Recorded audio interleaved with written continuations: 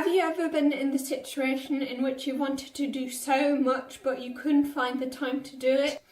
In this video I am going to show you 5 more tips on how to manage your time. So this is a continuation of the first part, the first video I made on time management. That one was about what you want to do and what you don't want to do to save time.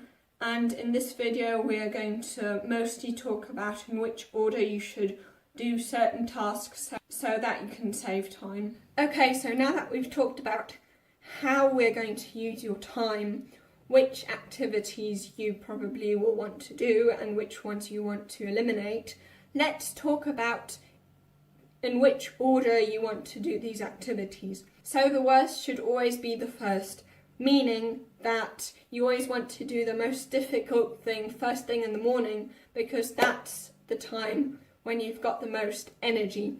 You see our prefrontal cortex up here is the brain area for decision making, planning and so forth, and also willpower, and it expends lots and lots of energy. So using a lot of willpower expends a lot of energy, and the more willpower you use, the more your willpower is going to be depleted. Now, of course, at the beginning of the day in the morning, you will still have very, very high energy levels, but as later as it gets, the more decisions you will have to make that day, and the lower your energy levels are going to be. Which means that coming home in the evening and then planning to do that thing that is very, very difficult is going to be even more difficult now than it would be if you had done it first thing in the morning, simply because you've already made so many decisions during the day that it's difficult for you to still make decisions. So basically think of willpower as a muscle. If you train it, it will grow. But if you train it too much at once, it will kind of be overtrained and therefore depleted. And since you don't want your willpower to be depleted, you should always do the most difficult thing, the thing that you need the most willpower for first thing in the morning. There are various studies that support that willpower does indeed get depleted during the day. For example, there's this study on judges where they noticed that when they had just eaten, when they had a lot of energy, they decided to release the ones that were accused earlier in 65% of the cases, whereas later on, especially in the evening when their energy levels were kind of drained, they would only do it with 20% of the people that were accused. And then a second study, this one's by Baumeister. By the way, he wrote a book called Willpower, but that's just a side note. So in this study, to watch a very, very sad movie, and in this movie, people were split into 2 groups. So one group was kind of a control, so they didn't really have to do anything, but the second group were told to suppress their emotions, to not cry, not show any signs of being sad, and basically to force themselves not to feel sad while they were watching this very, very sad movie.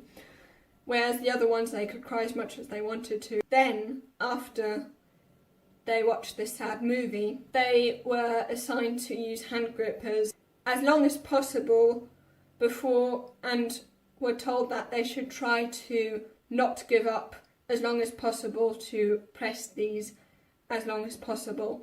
And it turned out that the group in which they had to suppress their emotions before gave up way earlier, simply because they had depleted their willpower so much by suppressing the emotions that they felt while watching this very, very emotional film.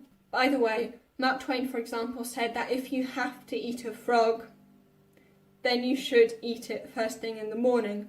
And if you've got to eat 2 frogs, then you should eat the biggest frog first and then the second one after that.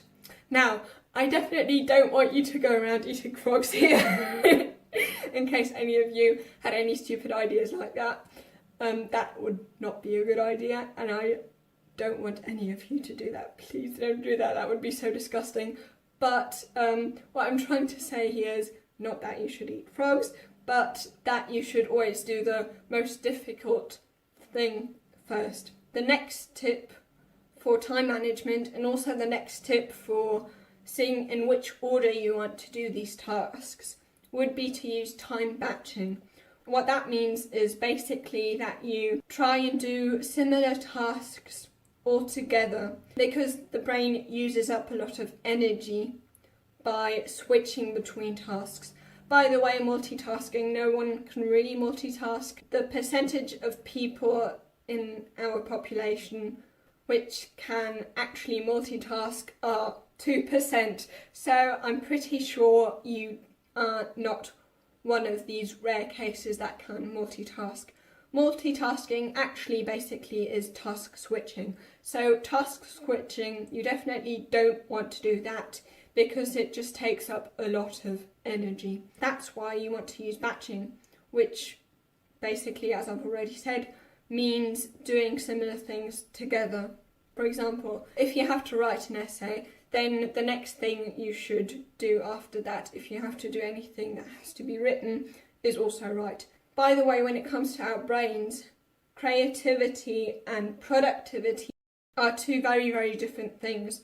Productivity is mostly using your top-down mechanism, which is, prefrontal cortex and all that, which is very, very conscious and very, very tiring, and where you really have to work hard. Whereas creativity basically uses subcortical brain regions, which are, for example, the basal ganglia, or the brain regions that are your subconscious. Since these are very, very different things, it would be very, very difficult for your brain to switch from creative to productive to creative to productive. So if you want to batch tasks, also what I would do is batch things where you need to be productive and batch things where you need to be creative.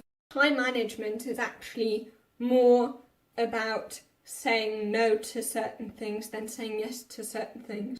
According to Warren Buffett, the difference between the unsuccessful and the successful is that the successful say no to things more often. So, as I've already mentioned, eliminating certain tasks, but also you don't want to people please.